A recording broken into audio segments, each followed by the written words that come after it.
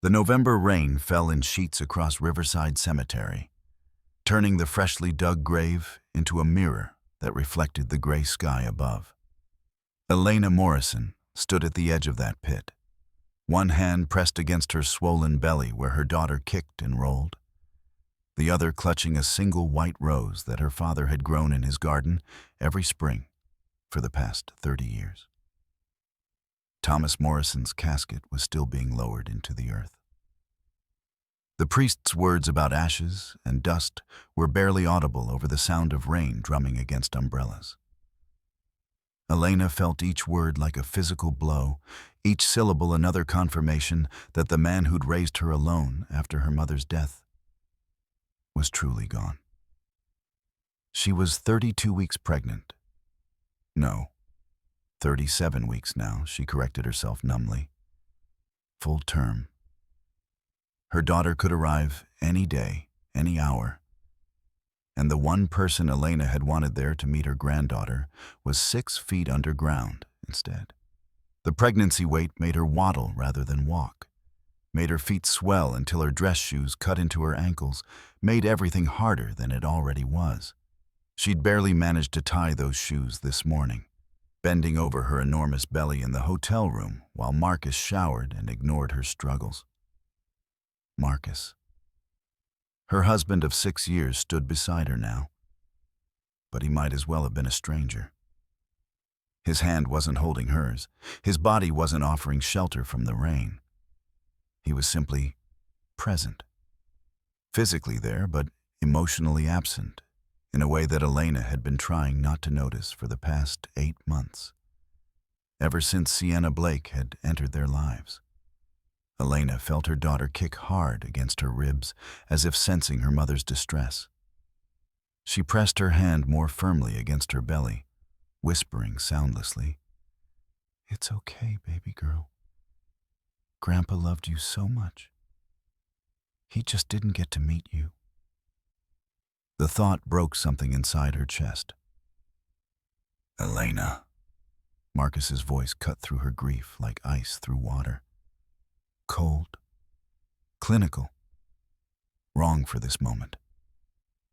She turned to look at him, noting how he'd positioned himself slightly away from her, how his expensive suit remained mostly dry under his umbrella while she stood in her father's old cardigan, soaked through, trembling. "We need to talk," he said. "Not now, Marcus. Please." Her voice cracked. He's still. It has to be now." Marcus reached into his jacket pocket and pulled out a manila envelope that looked too official, too deliberate for a funeral. Elena stared at it, her mind struggling to process what she was seeing. Around them, mourners were beginning to notice. Her father's colleagues from Morrison Technologies, neighbors from the house where she'd grown up, friends who'd known Thomas Morrison for decades, all of them turning to watch this scene unfold. "What is that?" Elena asked, though some part of her already knew, already understood that her life was about to shatter in ways that even her father's death hadn't accomplished. "Divorce papers?" Marcus thrust the envelope at her, and when she didn't take it, he shoved it against her chest, forcing her to grab it or let it fall into the mud. "I already signed them. You just need to add your signature." The words didn't make sense. Elena looked down at the envelope, then back at Marcus's face, searching for any sign of the man she'd married. The man who'd promised to love her in sickness and in health. For better or worse. "You're divorcing me."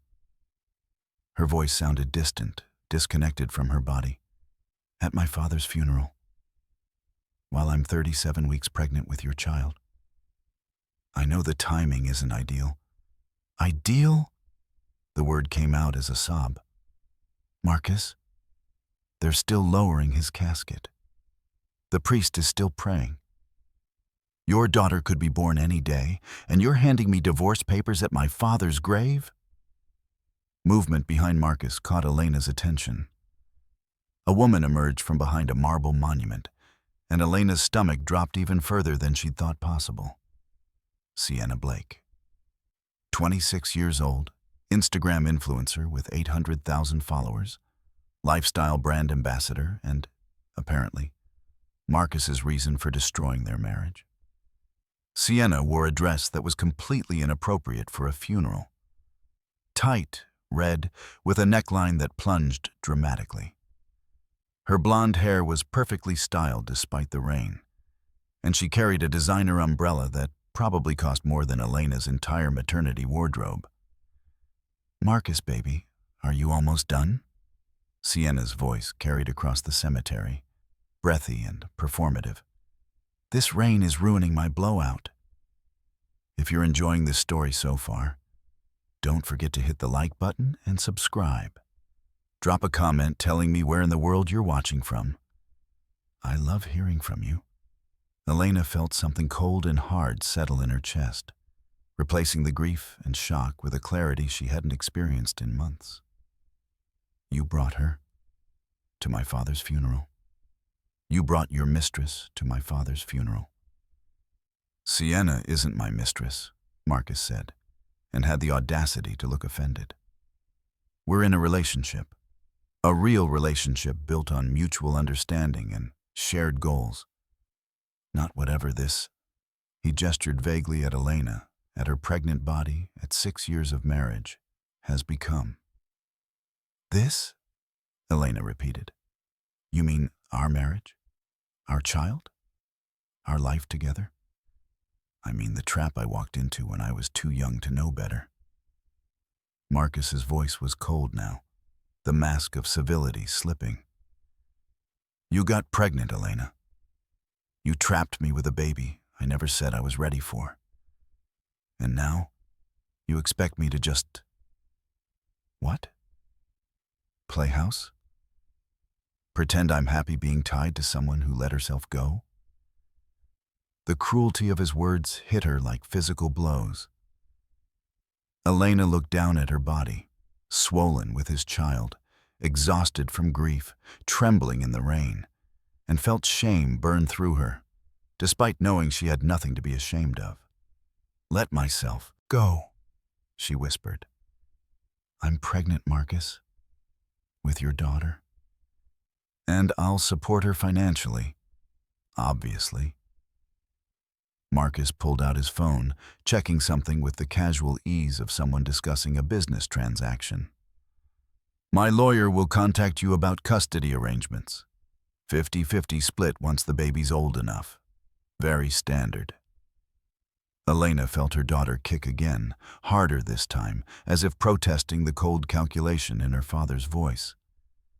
She pressed both hands against her belly, protecting, anchoring herself to the only thing that mattered now. "Mr. Morrison?"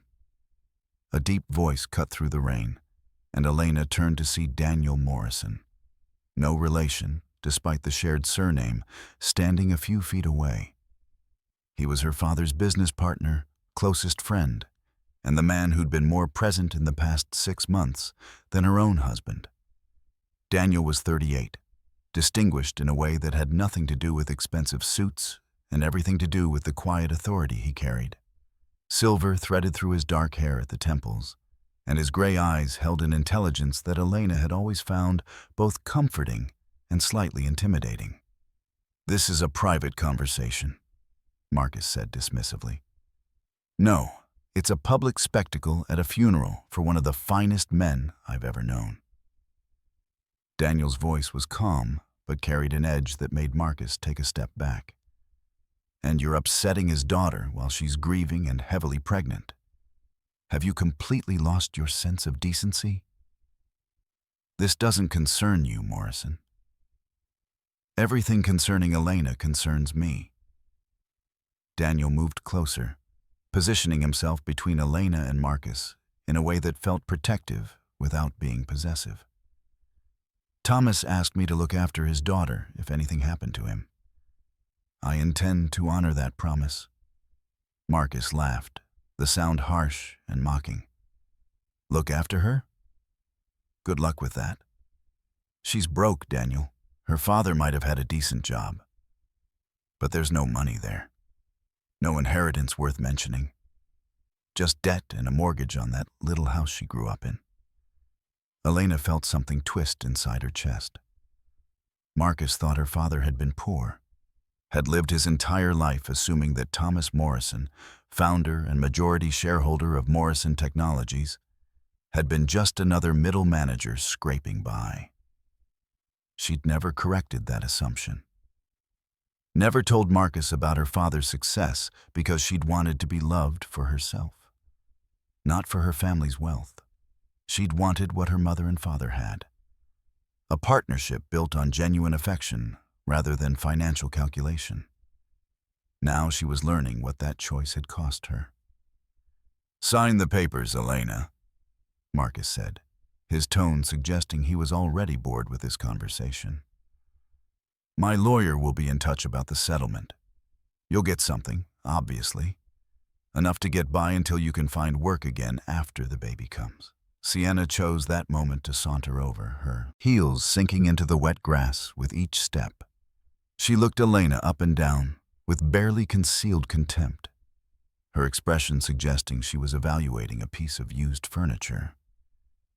"You know," Sienna said, her voice dripping with fake sympathy, "this is really for the best, Elena. Marcus needs someone who can keep up with him. Someone who understands ambition and success. Someone who," she paused, gesturing to her own perfect body, "takes care of themselves." The implication was clear. Elena, swollen and exhausted and grieving, was not that someone. Elena looked at the woman her husband had chosen to replace her and felt a strange calm descend. She thought about her father's final words to her, whispered in the hospital 3 days ago as cancer finally claimed him. "You're stronger than you know, sweetheart. Stronger than any of them realize. Trust Daniel. Trust yourself. And remember, the Morrison women don't break. We bend, we adapt, and we come back stronger than anyone expects." "I'll sign your papers, Marcus," Elena said quietly. Triumph flashed across his face, quickly masked but unmistakable. "But not today. Not at my father's grave. Not while you're standing there with your mistress, pretending this is anything other than cruelty." Elena's voice grew stronger with each word. "Your lawyer can contact me through mine, Mr. Peterson at Peterson Harrison Associates. I'm sure you've heard of them." She hadn't hired an attorney yet, but her father had made her memorize that name and number months ago. At the time, she'd thought he was just being paranoid. Now she understood he'd been preparing her for exactly this moment. Marcus's expression flickered, uncertainty replacing confidence for just a second. Peterson Harrison Associates was one of Pittsburgh's most expensive and prestigious law firms. The kind of firm that billionaires hired for hostile takeovers and complex estate planning. Not the kind of firm that broke, pregnant women could afford. "Elena," he started, "we're done here." Daniel's hand settled gently on Elena's elbow, offering support without demanding it. "Come on, let's get you out of the rain." As Daniel guided her away from her father's grave, away from Marcus and Sienna and the wreckage of her marriage, Elena felt her daughter kick again. Strong, insistent. A reminder that she wasn't alone in this, that she was carrying the future inside her, and that future deserved better than a father who'd served divorce papers at a funeral. Behind her she heard Sienna's voice, pitched to Carrie. "Oh my God. Can you believe she wore that cardigan to a funeral? Did you see how fat she's gotten? I would literally die if I let myself go like that." Elena didn't turn around, didn't respond. She just kept walking, Daniel's steady presence beside her, toward the black Mercedes parked at the cemetery's edge. She didn't know yet about the $850 million her father had left her. Didn't know about the technology patents that would make her one of the wealthiest women in America. didn't know that Marcus's company only existed because her father had been the primary investor and majority shareholder. But she would know soon. And when she did, Marcus Chen would spend the rest of his life regretting every word he'd spoken at this graveside. Every moment of cruelty, every second he'd underestimated the woman carrying his child. The Morrison women didn't break. They won. Daniel Morrison's Mercedes smelled like leather and rain and something else. Safety, Elena realized. A scent she associated with her father's study, with late nights doing homework while he worked on patents, with the feeling that someone capable was handling things she couldn't manage alone. She sat in the passenger seat, her wet cardigan clinging to her skin, her father's funeral program clutched in her trembling hands. The baby had finally stopped kicking, settling into the quiet that usually meant she was sleeping. Elena envied her daughter that peace. "Where are we going?" she asked, watching the cemetery disappear in the side mirror. Marcus and Sienna were still visible near her father's grave, probably taking selfies or whatever passed for appropriate behavior in Sienna's world. "Your father's house," Daniel said quietly. "Unless you'd prefer to go somewhere else. A hotel, maybe? Somewhere Marcus can't find you tonight?"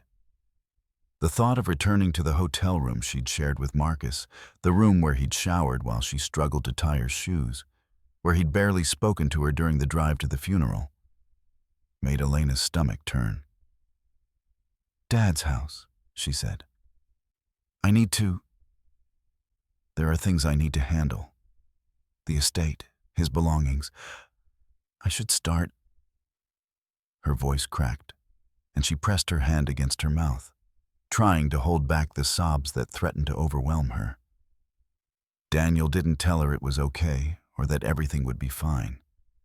He didn't offer meaningless platitudes or awkward comfort. He simply drove, his hand steady on the wheel, giving her space to fall apart without making her feel weak for doing so. The Morrison house, her father's house, though Elena could never think of it any other way, sat on 2 acres in Fox Chapel, a neighborhood where old money lived quietly and new money tried desperately to fit in. The Georgian Colonial had been built in 1952, and Thomas Morrison had purchased it 30 years ago when his first patent had made him unexpectedly wealthy. Elena had grown up in this house, had learned to ride a bike on that driveway, had kissed her first boyfriend on that front porch, had told her father about Marcus's proposal in that living room. Every brick and window held memories that would now forever be tinged with loss. Daniel pulled into the driveway and turned off the engine. The rain had slowed to a drizzle, and the house looked exactly as it always had. Solid, enduring, home. "Elena," Daniel said carefully, "there's something we need to discuss. Something your father asked me to handle after." He paused, his jaw tightening. "After he was gone." She turned to look at him, really look at him for the first time since leaving the cemetery. Daniel had been crying. His eyes were red-rimmed, his usual composure cracked by grief that matched her own. He'd loved her father too, she realized. Not as a daughter loves a parent, but as a friend loves a friend. As a partner trusts a partner. "What is it?" she asked. "Not here. Inside." Daniel climbed out and came around to open her door, offering his hand to help her out of the low-slung seat. Her belly made the movement awkward, and she felt a flush of embarrassment at her ungainliness. But Daniel didn't rush her or make her feel foolish. He simply stood there, patient and steady, until she was upright and stable. The house was exactly as her father had left it 3 weeks ago, when the cancer had finally forced him into the hospital for the last time. His reading glasses sat on the coffee table. His favorite mug was in the kitchen sink. The Wall Street Journal from the day he'd been admitted lay folded neatly on the breakfast table. Elena felt her chest tighten, seeing all these small pieces of her father's life frozen in time. "Sit down," Daniel said gently, guiding her to the leather armchair that had been her father's favorite. "I'm going to make you tea, and then we're going to talk about something very important." While Daniel worked in the kitchen, Elena looked around the study where she'd spent so much of her childhood. The walls were lined with bookshelves holding technical manuals, business journals, and the leather-bound first editions her father had collected. His desk, a massive mahogany piece that had belonged to his own father, dominated one corner, and there, in the center of the desk blotter, was an envelope with her name written in her father's distinctive handwriting.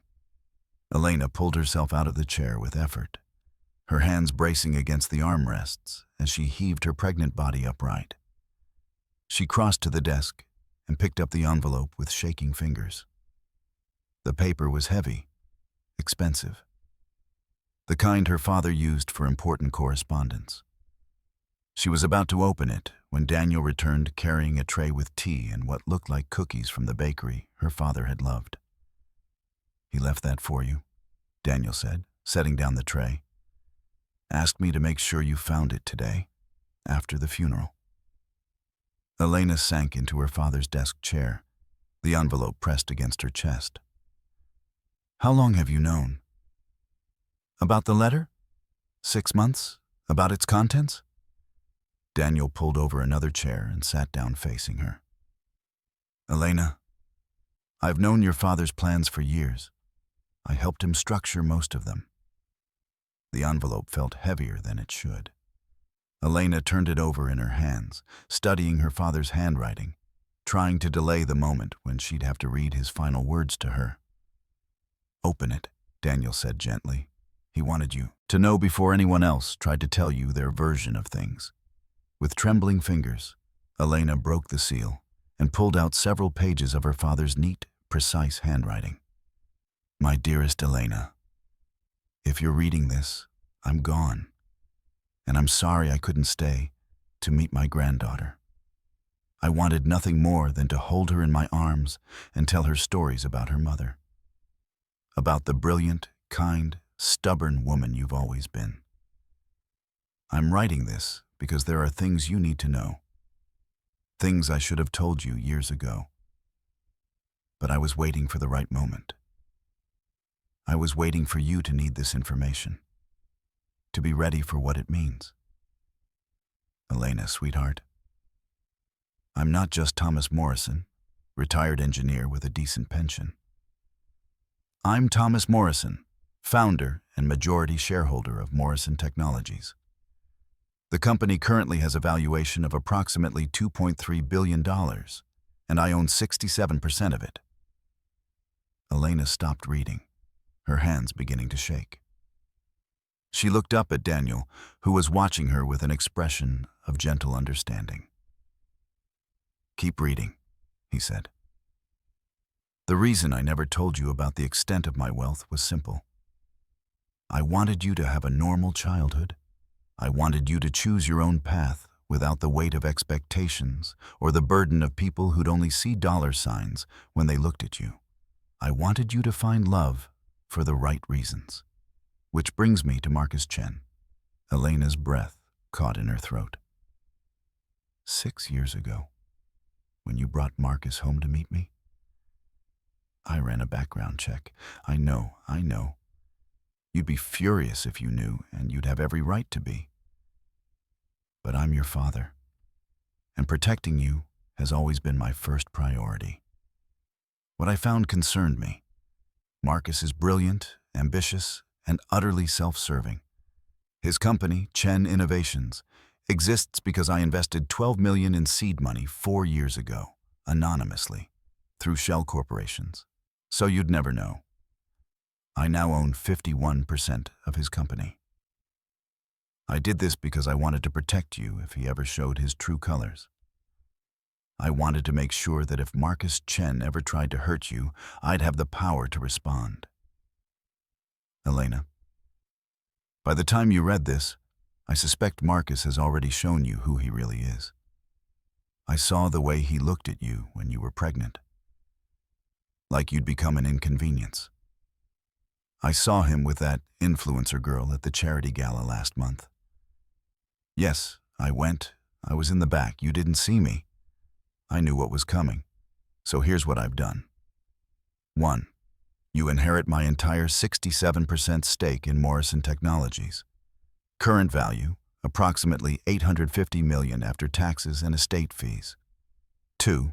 You inherit my 51% controlling stake in Chen Innovations. Current value, approximately $23 million. 3. You inherit this house, the vacation property in Aspen, and my investment portfolio, approximately $47 million in various assets. 4. Most importantly, you inherit the proof of Marcus's embezzlement from Chen Innovations. He's been using company funds for personal expenses for the past 18 months, approximately $2.3 million in fraudulent charges. I have documented everything. Daniel Morrison, no relation, but like a brother to me, has been my partner in planning all of this. He's a good man, Elena. One of the few I've ever trusted completely. He's loved you since you were 18 years old, though he's far too honorable to have ever said anything while you were married. Trust him. Let him help you. And maybe, when the dust settles and you're ready, give him a chance. Finally, my darling girl, remember this. You are Elena Catherine Morrison. You are my daughter. You are brilliant, strong, and capable of anything you set your mind to. Don't let Marcus, or his little girlfriend, or anyone else make you question your worth. That baby you're carrying? She's going to change the world. I know it. I can feel it. Raise her to be strong, to be kind, to be herself without apology. And Elena? When Marcus realizes what he's lost, and he will realize it, probably around the time you take controlling interest in his company, remember this. The Morrison women don't break. We wait, we watch, and we win. I love you more than words can express. I'm so proud of who you've become.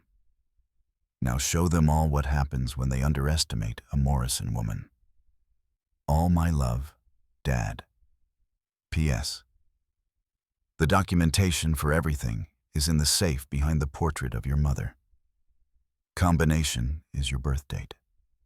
Daniel has copies of everything. Also, I left $500,000 in a trust for my granddaughter's education. Marcus doesn't get to touch a penny of it. Elena read the letter 3 times, her tears falling onto the paper and smudging the ink slightly. $850 million. Her father had left her $850 million, plus controlling interest in her husband's company, plus documentation of Marcus's crimes. She looked up at Daniel, who was sitting quietly, letting her process. "You've known all of this," she said. "You've known for years that my father was wealthy, that Marcus was using me, that everything about my marriage was built on lies." "Yes," Daniel said simply, "and I hated every second of watching you suffer through it. But Thomas made me promise not to interfere unless Marcus crossed a line. Divorce papers at a funeral while you're 9 months pregnant? That's definitely crossing the line." Elena pressed her hand against her belly, feeling her daughter shift and settle. "He said you've loved me since I was 18. Color rose in Daniel's cheeks, the first time she'd ever seen him look uncomfortable. "Your father had no business telling you that." "Is it true?" Daniel met her gaze steadily. "Yes. But Elena, you've just buried your father and been served with divorce papers at his graveside.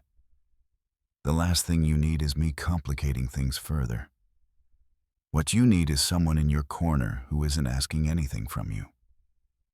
"What I need," Elena said slowly, "is someone who'll help me destroy Marcus Chen." A smile, sharp and satisfied, crossed Daniel's face. "Now that, I can definitely do." The next morning, Elena woke in her childhood bedroom to the sound of rain against the windows and the uncomfortable pressure of her daughter pressing against her bladder. She'd slept in her father's house for the first time in 6 years, and the familiar creaks and sounds had brought both comfort and overwhelming grief. Daniel had stayed the night in the guest room, insisting he wasn't leaving her alone. She'd been too exhausted to argue, and truthfully, the thought of being by herself in this house full of memories had been unbearable. She made her way to the bathroom, her movements slow and awkward. At 37 weeks pregnant, everything took longer. Getting out of bed, walking down the hallway, even basic tasks like washing her face. She caught sight of herself in the mirror and barely recognized the woman staring back.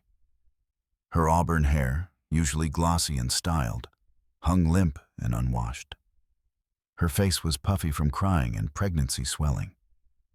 The maternity dress she'd slept in, too exhausted to change, was wrinkled beyond redemption. Marcus's words from the funeral echoed in her head. Someone who let herself go. Elena pressed her hand against her belly, feeling her daughter move beneath her palm. "Don't listen to him," she whispered. "You're the most beautiful thing I've ever created. And we're going to be just fine." By the time she made it downstairs, following the smell of coffee and bacon, she found Daniel in the kitchen cooking breakfast with the ease of someone comfortable in this space. "You know where everything is?" she observed, sliding into a chair at the breakfast table. "Your father and I had breakfast here at least twice a week for the past 5 years, Daniel said, plating eggs and bacon with practiced efficiency. He taught me his secret for perfect scrambled eggs. Low heat, constant stirring, patience. The mention of her father made Elena's throat tighten, but she swallowed back the tears. She'd cried enough yesterday to last a lifetime.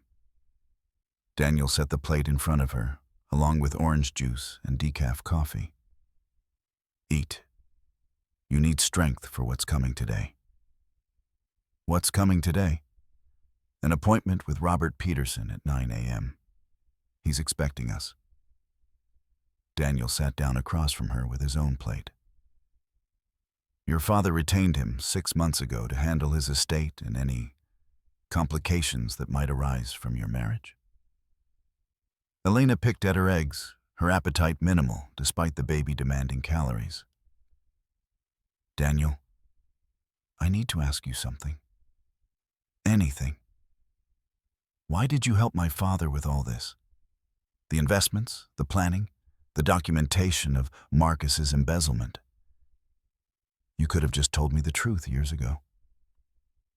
Daniel was quiet for a long moment, his gray eyes studying her face. "Because Thomas asked me not to. Because he believed you needed to make your own choices, your own mistakes if necessary, and because," he paused, seeming to weigh his words carefully, "because I respected your marriage, Elena. Even if I thought Marcus was wrong for you, even if watching you with him made me." He stopped, shaking his head. "It doesn't matter now." "It matters to me. Then I'll tell you someday, when you're ready to hear it." Daniel stood, clearing their plates. "But right now, we need to focus on protecting you and your daughter. Marcus is going to push for a fast divorce settlement. He thinks you're broke and desperate. We need to let him keep thinking that until we're ready to show our hand." Elena thought about the letter, about her father's careful planning, about the empire she'd just inherited without knowing it existed.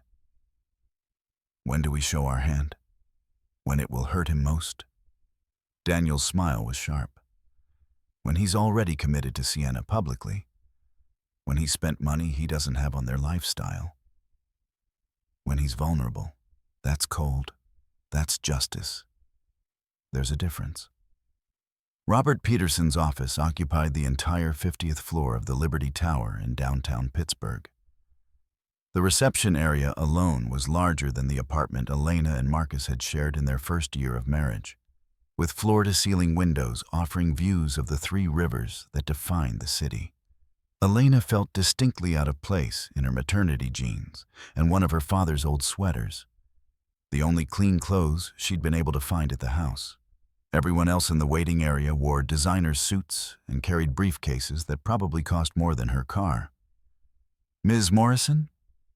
A woman in her 30s appeared, her smile warm despite her intimidating efficiency. I'm Patricia Chen, Mr. Peterson's assistant. He's ready for you. And please don't worry about the dress code. Mr. Peterson says you're family. Elena glanced at Daniel, who nodded encouragingly. They followed Patricia down a hallway lined with original artwork. Not prints, but actual paintings that looked like they belonged in museums. Until they reached a corner office that made Elena's breath catch. Robert Peterson stood at the windows, his silver hair and three-piece suit giving him the appearance of someone from another era. He turned as they entered, and his face, lined with age and wisdom, broke into a sad smile. Elena Morrison, he said, crossing to take her hands in his. You look so much like your mother. Thomas used to say that all the time. You knew my mother? Elena felt her voice crack slightly. I knew Catherine very well. She and Thomas hired me 35 years ago to handle their first patent filing. I've been the Morrison family attorney ever since. He gestured to the leather chairs arranged around a coffee table. Please, sit. We have quite a lot to discuss. Daniel helped Elena settle into a chair, her pregnant belly making the movement awkward. Robert took the seat across from her, and Patricia appeared with tea and water, setting everything out with practiced grace before disappearing. First, Robert said, opening a leather folder, let me express my deepest condolences. Thomas Morrison was one of the finest men I've ever known. Brilliant, generous, and fiercely protective of the people he loved. Especially you, Elena. He left me a letter, Elena said quietly, explaining about the inheritance, about Marcus's company, about everything. I know. I helped him write parts of it. Robert's expression was gentle. Elena, your father came to me 6 months ago and said, Robert, I'm dying and I need to make sure my daughter is protected from her own marriage. Those were his exact words. Elena felt tears threaten again and blinked them back furiously. Thomas spent the last 6 months of his life building an impenetrable fortress around you and your daughter. Robert pulled out documents, spreading them across the table. Every asset is protected in trusts, with you as the sole beneficiary. Marcus has no claim to any of it. The prenuptial agreement you signed actually works in your favor now. What prenuptial agreement? Elena frowned. Marcus and I never signed a prenup. Robert and Daniel exchanged glances. You did, Daniel said carefully. 5 years ago, 3 weeks before your wedding. Marcus's attorney drew it up, claiming it was standard procedure. Do you remember signing any papers at Marcus's office?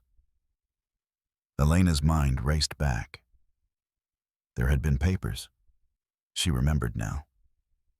Marcus had said they were just formalities for the marriage license, insurance documents, routine things. She'd trusted him and signed without reading carefully. That prenup, Robert continued, states that any inheritance or family assets received during the marriage remain separate property. Marcus's attorney designed it to protect his company from you if things went south. Instead, it protects your inheritance from him. So he gets nothing? He gets whatever you choose to give him in the divorce settlement, which, given his behavior, I'd recommend keeping to the absolute legal minimum. Robert's smile was sharp. But that's not the interesting part. The interesting part is what you now own. He pulled out another document.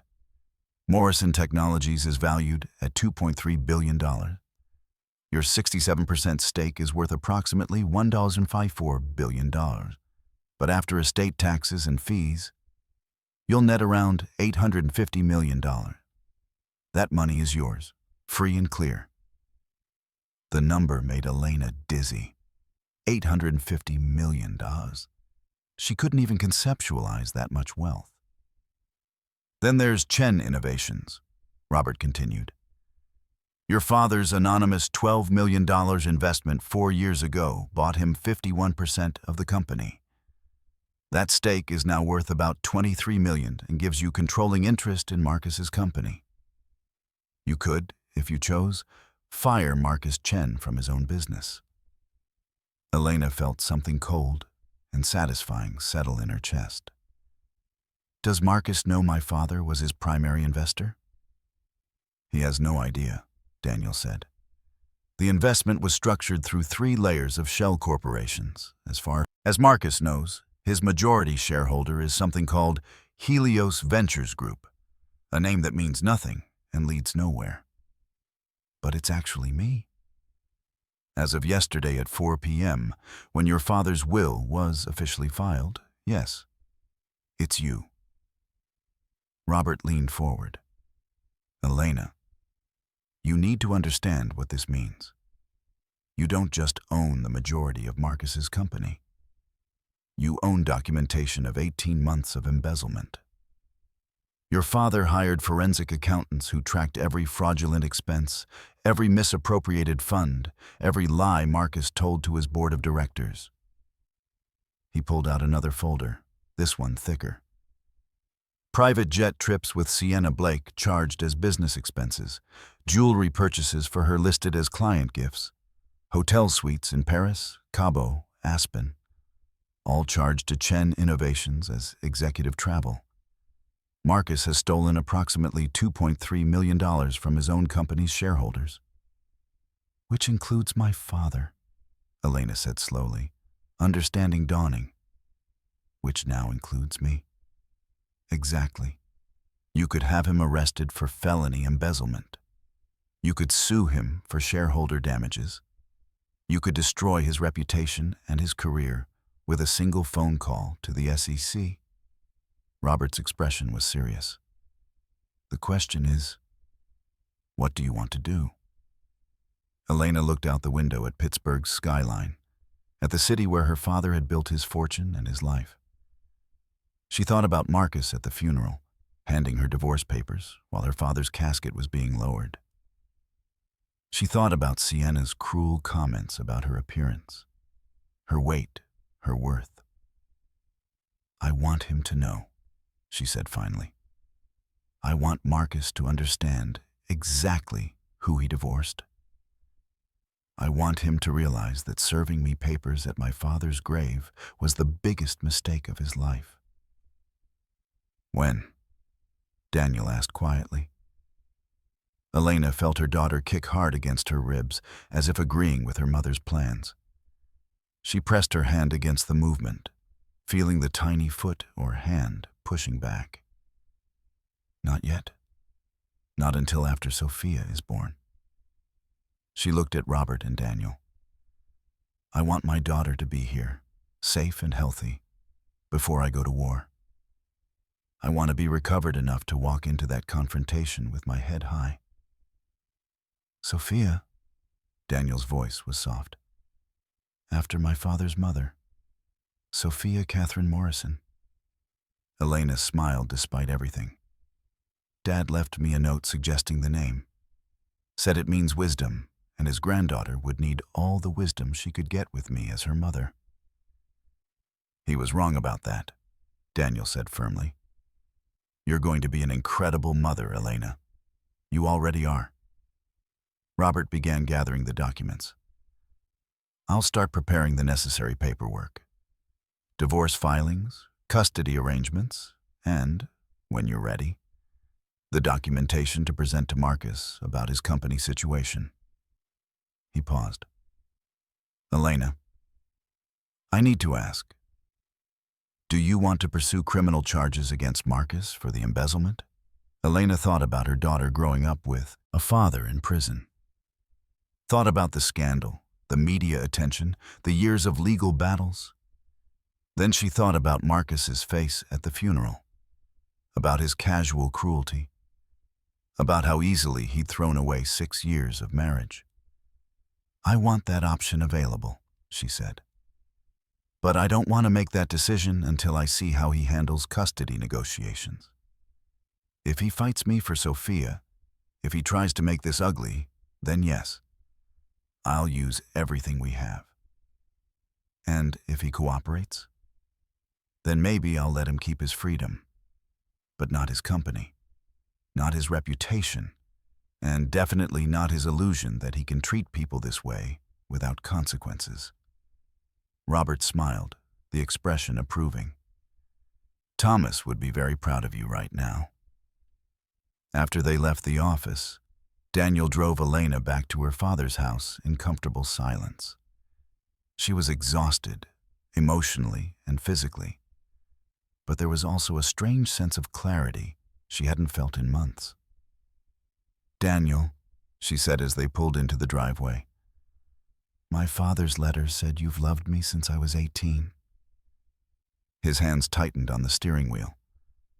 "Elena, I need to know if it's true, because I can't have any more lies in my life right now. No more secrets. No more people pretending to be something they're not." Daniel turned off the engine and sat for a moment, staring out the windshield at the house where Elena had grown up. Finally, he turned to face her. "It's true," he said quietly. "I met you at your father's 50th birthday party.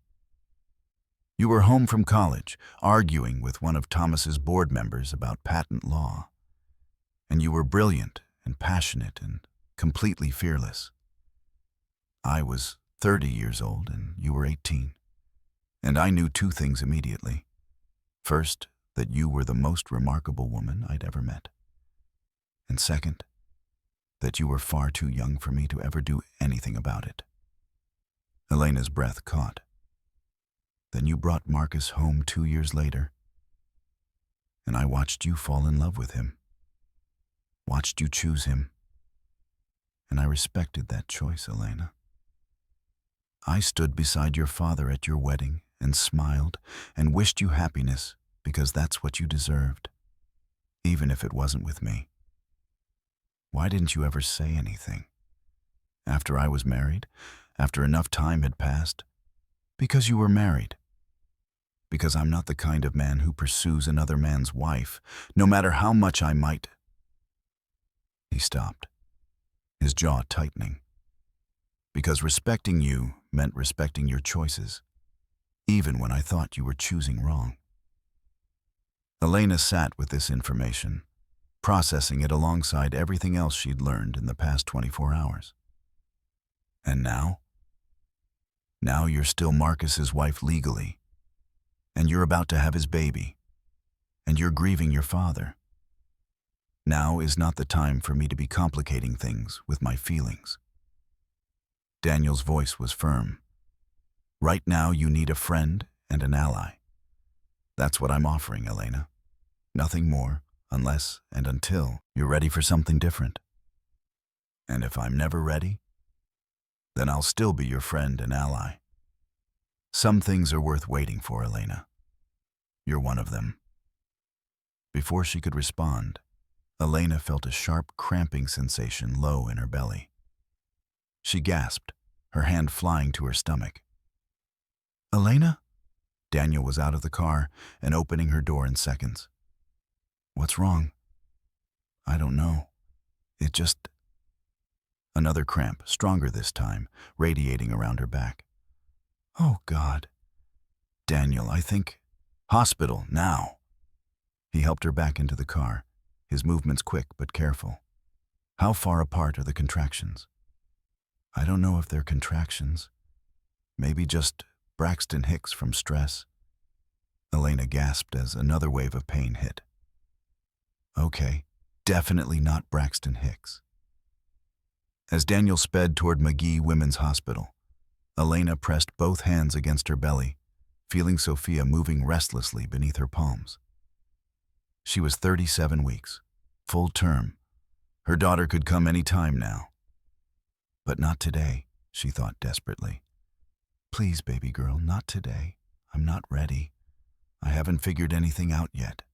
I don't know how to do this alone. Except she wasn't alone, she realized, glancing at Daniel's profile as he navigated traffic with one hand while holding her hand with the other. For the first time in 6 years of marriage, Elena Morrison wasn't alone.